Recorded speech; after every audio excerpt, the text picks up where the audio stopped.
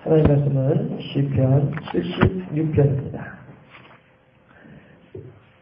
하나님은 유다에 알려주셨으며 그의 이름이 이스라엘의 그리스도다. 그의 장막은 살렘에 있으며 그의 저소는 시온에 있도다. 유다나 이스라엘은 같은 이스라엘 민족을 의미하는 것이지요. 그래서 유다에 알려주셨으며 이스라엘의 그리스도다라고 하는 말은 모든 백성들이, 온 하나님의 선택받은 모든 백성들이 하나님의 행하시는 기이한 일들을 보는도다. 임마누엘의 하나님을 의미하죠. 임마누엘의 하나님이 그냥 당신 혼자만 계신 것이 아니라 모든 사람들이 주님께서 여기 계시네 라고 깨달아 알 수 있을 정도로 인식할 수 있을 만큼 그렇게 하나님께서 우리들과 같이 계신다라고 하는 것을 이야기하죠. 마찬가지로 주의 말씀이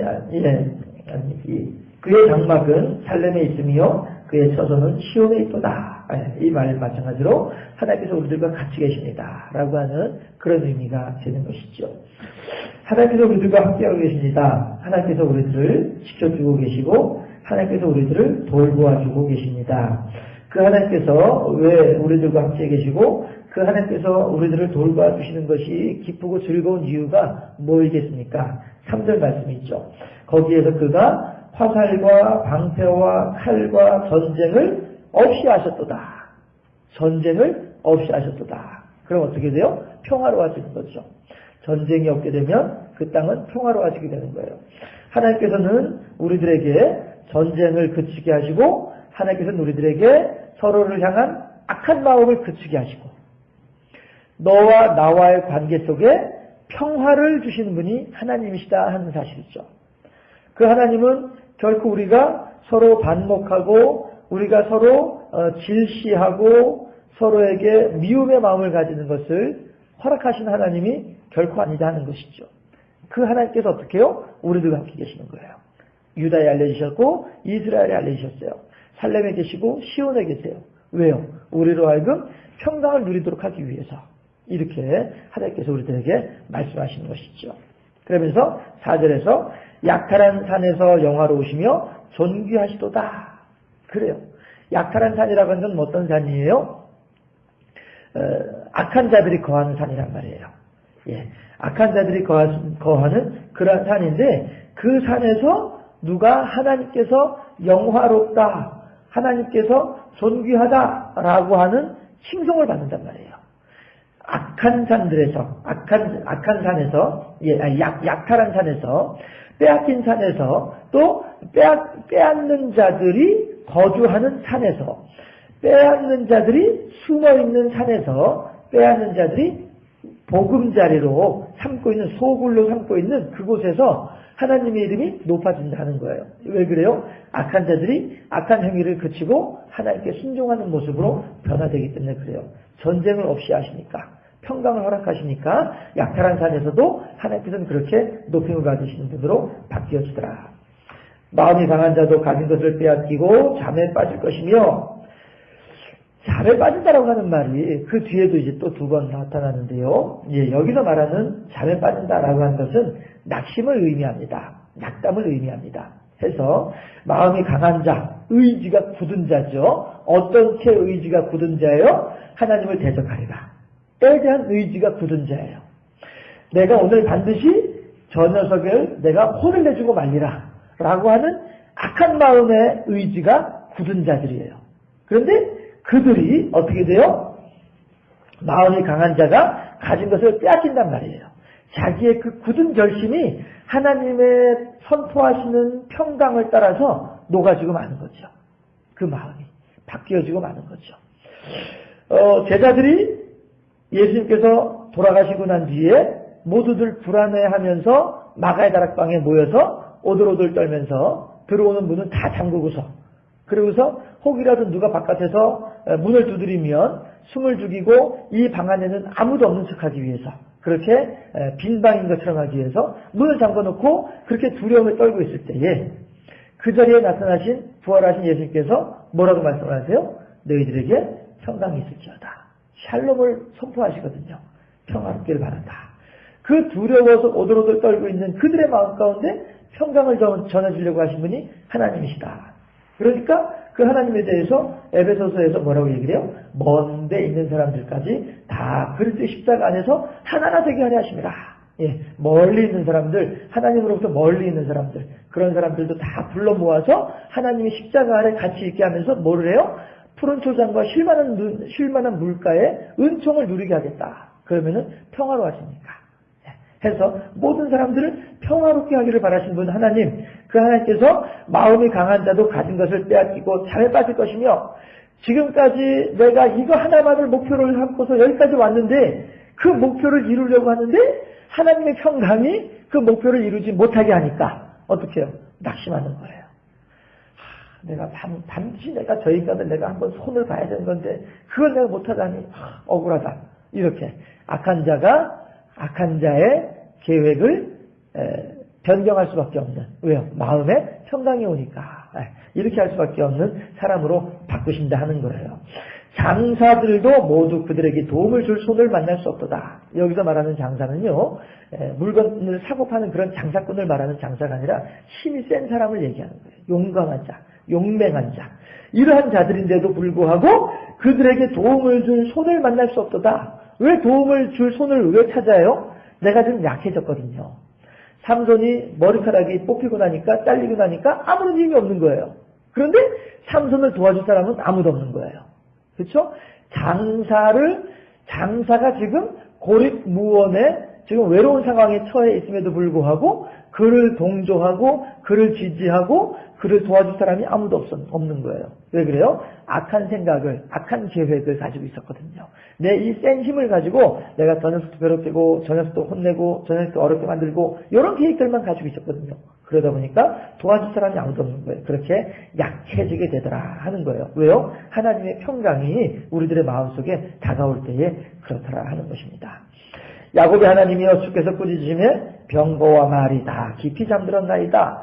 여기에서 말하는 잠들었다라고 하는 것은 그 기능을 잃어버렸다는 뜻이 든 거죠.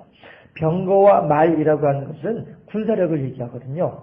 그래서 애굽의 말은 솔로몬 시대에도 아주 극상품으로 따졌었어요. 애굽에서 생산해낸 말은 가장 좋은, 세계에서 가장 좋은 명마로 그렇게 취급을 당했었어요.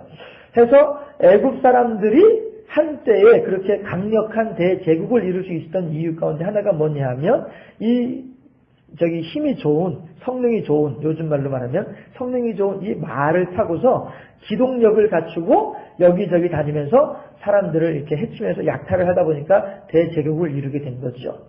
그거는 몽골 제국도 징기스칸도 마찬가지예요. 징기스칸 같은 경우에는 아예 식사조차도 말을 타고 가면서 하는 거예요. 육포를 말려가지고 고기를 말려가지고 말을 타고 다니면서 식사를 해결을 하는 거예요. 그렇게 하면서 빨리빨리 이동하면서 적군들을 제압을 하다 보니까 징기스칸의 군대를 유럽의 군인들은 당해낼 수가 없는 거예요. 유럽의 그 당시 이제 기사들이었는데 기사들은 아주 그 철갑옷을 입고서 몸이 무거워요. 이런 상태에서 말을 타고 다니니까 말이 힘들어가지고 금방 지쳐버린단 말이에요. 그러나 징기스칸과 그의 군대들은 몸을 가볍게 하고서 다니기 때문에 그렇게 힘이 있을 수 있었는데, 어쨌든 여기서 말하는 병거와 말이라고 하는 것은 군사력을 의미하는 거예요. 그런데 얘네들이 깊이 잠이 들었어요. 쓸모없이 돼버리고 만 거예요. 그 힘이 있는 그 말들이 주인이 자 이제 전쟁터에 나가자 하면은 시행하고서 주인의 말에 순종하고 따라 나서야 되는데 깊이 잠들어가지고 따라 나서질 않는 거예요. 아무런 소용이 없게 되는 거죠. 그런 것을 의미하는 겁니다. 하나님께서 그렇게 우리들의 마음속에 세밀하게 평강을 지금 선포하고 계신다라고 하는 것을 알 수가 있습니다. 7, 8, 9절 제가 빠르게 봉독할게요. 주께서는 경외받을 이시니 주께서 한 번 노하실 때에 누가 주의 목전에 서리이까? 주께서 하늘에서 판결을 선포하심에 땅이 두려워 잠잠하였나니 곧 하나님이 땅의 모든 온유한 자를 구원하시려고 심판하러 일어나신 때로다. 아멘. 땅이라고 하는 것은 뭐냐면요, 사람이 거주하는 곳이 땅이죠. 하나님은 하늘에 계시고 땅에는 사람이 있습니다. 사람이 거주한 곳이 땅인데 아담이 범죄한 이후에 땅이 어떻게 돼요? 저주를 받아요. 땅이 저주를 받아서 이제 더 이상은 생명의 열매를 거두는 것이 아니라 가시원광 피를 내는 곳이 땅이 되어버리고 말았어요. 예. 그래서 여기서 말하는 땅은 저주받은 인간이 거하는 곳이 땅이다라고 하는 것이죠. 해서 그 저주받은 인간들은 다 어떻게 해요? 하나님으로부터 멸망당한 사람들이에요.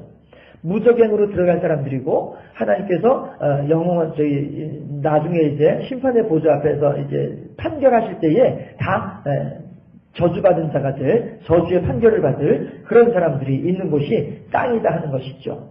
예. 그런데 그 땅에 모든 사람들이 100% 다 저주받은 사람들이냐? 그건 아니라는 거예요. 소돔과 고모라에 누가 살고 있었어요? 롯이 살고 있었거든요. 하나님께서는 소돔과 고모라의 죄악된 모습을 보면 어느 누구 하나 살려둘 인간이 없는 곳이 소돔과 고모라 성이었습니다. 그러나 하나님께서는 그럼에도 불구하고 롯이라고 하는 이 사람을 살려내고 싶은 거예요. 그렇게 하다 보니까 아브라함에게 찾아오셔서 내가 하고자 하는 일을 아브라함에게는 숨기겠느냐 하면서 말씀하시거든요. 그때 아브라함이 이거 봐라, 이게 뭔가 하나님께서 무슨 뜻이 있나 보다 하고서 얼른 쫓아가가지고 하나님한테 갈 길을 딱 가로막고 무릎을 꿇고서 하나님 무슨 일입니까? 저에게 말씀해 주시옵소서. 하나님 저한테 말씀하시려고 찾아오신 거 아니에요. 말씀해 주세요. 라고 하니까 내가 지금 소돔과 고모라를 멸망하려고 한다. 이렇게 말씀하신단 말이에요. 이 말은 이건 이제 내용이 좀 더 길어지니까 요 정도로 하고, 하나님께서 그렇게 아브라함의 50명, 45명, 40명, 30명 주여 주님 앞에 개같은 나라도 한 번만 더 말씀하게 하옵소서 이렇게 하면서 아브라함의 등줄기엔 지금 땀이 흐르는 거예요. 감히 하나님이 앞길을 가로막은 것도 내가 지금 당장에 혼날 일인데 그 하나님을 향해서 이렇게 귀찮게 이렇게 똑같은 내용을 가지고 거듭 이렇게 하나님께 기도하는 내 아브라함의 입장에서는 지금 두려워서 등줄기에 땀이 흐르고 손발이 오돌오돌 떨리는 그런 상황이란 말이에요. 그럼에도 불구하고 주여 개같은 나라도 한 번만 더 주께 간구하게 하옵소서. 이게 뭐예요? 제발 저 롯을 살려내야 되는데 소돔과 고모라가 멸망할 때에 롯도 같이 죽어가면 안 될 텐데 이게 아브라함의 마음이고 이게 하나님의 마음이었던 거예요. 그러니까 하나님께서는 당신의 공의를 가지고서는 당장에 손을 보셔야 될 상황이지만 당신의 사람을 향한 사랑의 마음이 아브라함으로 하여금 오냐 한 번만 더 해봐라. 그래 한 번 더 해봐라. 너 내 마음을 제대로 알고 있구나. 너 내 체면도 살리면서 내 마음도 제대로 내가 소돔과 고모라의 롯을 살려내고자 하는 내 마음을 네가 제대로 읽고 있구나. 아브라함아 그래 해봐라. 이렇게 허용하시는 분이 하나님이자는 거예요. 9절에서 그러잖아요. 하나님이 땅의 모든 온유한 자를 구원하시려고 심판하여 일어나실 때로다. 소돔과 고모라를 내가 심판하긴 해야 되는데 롯은 살려내야 되고 이게 하나님의 마음이란 말이에요. 이게 하나님의 사랑이란 말이죠. 그 앞에서 어느 누구도 감히 뭐라고 말할 수 있는 사람이 없다는 거예요. 8절에서도 판결을 선포하심에 땅이 두려워 잠잠하고 있는 거예요. 7절에서도 주께서는 정의받을 시이니 주께서 한번 노하실 때에 누가 주의 목전에 서리이까 이렇게 어미로우신 하나님 앞에서 지금 아브라함은 하나님의 갈 길을 가로막고 앞길을 가로막고 하나님께 롯을 위해서 중보기도 하고 있는데 그 중보기도를 통해서 하나님께서는 하나님 마음의 흡족함을 얻으시고 영광을 받으시면서 결국에는 롯을 구해내잖아요. 그러나 롯이라고 하는 사람이 얼마나 허물이 많은 사람이냐 하는 거죠. 뭐 내용이 길어지니까 나중에 또 말씀드리도록 하고 다 알고 계신 내용이기도 할 테니까요. 아무튼 그렇게 하나님께서는 사람들을 사랑하시고 한 사람이라도 구원해내기를 바라신 분이 하나님이시다. 모든 사람들에게 하나님의 평강을 드러내고 나타내주길 바라신 분이 하나님이시다 하는 거죠. 그래서 11절에서 너희는 여호와 너희 하나님께 서원하고 갚으라. 사방에 있는 모든 사람도 마땅히 경외할 이에게 예물을 드릴지로다. 이 말씀은 전에도 시편을 말씀드릴 때에 그런 내용을 같이 생각해 보았습니다만은 서원을 갚는다라고 하는 말은요, 빚쟁이가 빚을 갚는 마음으로 하나님께 서원을 갚는다는 말은 결코 아닙니다. 그것이 아니라 도리어 내가 하나님께 받은 은혜가 너무 감사해서 그 감사함에 대한 내 마음을 표현하는 것, 이것이 서원을 갚는다라고 하는 말에 의미가 된다 하는 것을 말씀드린 적이 있었습니다. 여기서도 마찬가지로 이렇게 하나님께 서원을 갚으라. 마땅히 경외할 이에게 예물을 드릴지로다. 우리가 이제 곧 추석이 되는데, 추석이 되면 이제 여기저기 이제 고마운 도움을 주신 분들에게 마음을 표현을 하잖아요. 그렇죠? 경외할 이에게 예물을 드리는 것. 이것은 안 줘도 뭐라고 하지 않아요. 그러나 줌으로써 내 마음을 그에게 표현하는 거예요. 네, 이걸 이렇게 함으로써 그와 나의 관계가 더욱더 돈독해지게 되는 거예요. 마치 화목제의 제물을 하나님께 드리는 것처럼 말이죠. 그렇게 우리가 하나님께 마땅히 드릴 것을 드리는 삶을 살아야 되겠다. 그가 12절에서요. 고관들의 길을 꺾으시리니 그는 세상의 왕들에게 두려움이시로다. 길을 꺾는다고 하는 말은요. 깃발을 꺾는다고 하는 뜻이 아니고요. 다른 이제 원어 성경을 보니까 깃발을 꺾는다라고 하는 말의 의미가 아니고 그의 용기, 그의 정신, 그의 기세, 그의 기세를 꺾는 거예요. 그 기세 등등하던 사람의 그 기를 팍 죽여서 코가 땅에 닿도록 이렇게 만들어버리는 이걸 얘기하는 거예요. 그는 세상의 왕들에게 두려움이시로다. 왜 그들의 그렇게 기를 꺾는 거예요? 왜 세상의 왕들로 하여금 두려워하는 대상으로 하나님께서 나타나시는 거예요?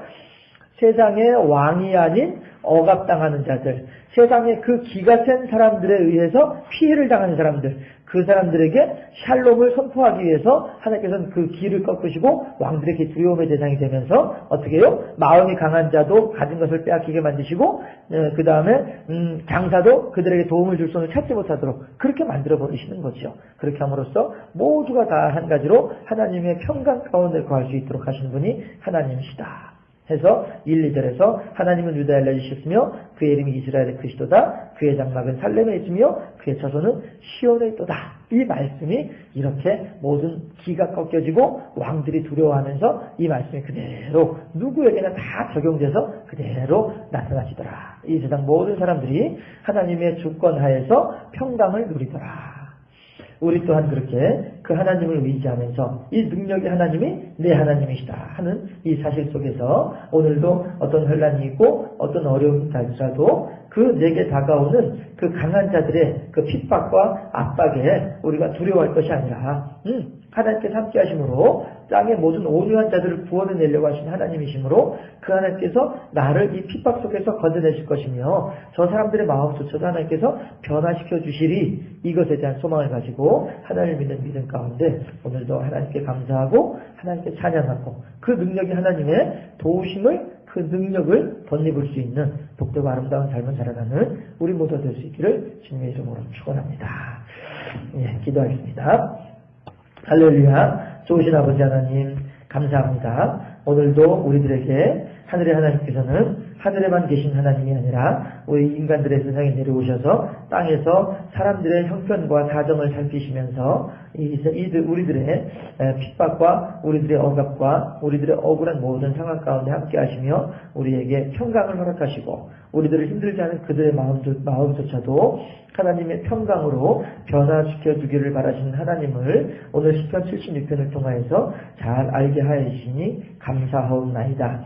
아버지 하나님이시여 이제 우리가 그 하나님을 의지하면서 오늘도 승리하는 삶을 살게 하시고 오늘도 그 하나님을 의지하면서 그들과 더불어 평화를 누리는 삶을 살아가는 우리 모두 될 수 있도록 인도하시고 역사하여 주시옵소서. 그래서 참으로 하나님 은혜 가운데 복되고 아름다운 삶의 소유자들이 되게 하시고 하나님의 이름을 높여드리는 전도자의 삶을 살아가는 우리 모두 될 수 있도록 인도하여 주시옵소서. 감사합니다. 영광 받아 주시옵시고 예수 그리스도 이름으로 기도하옵나이다. 아멘.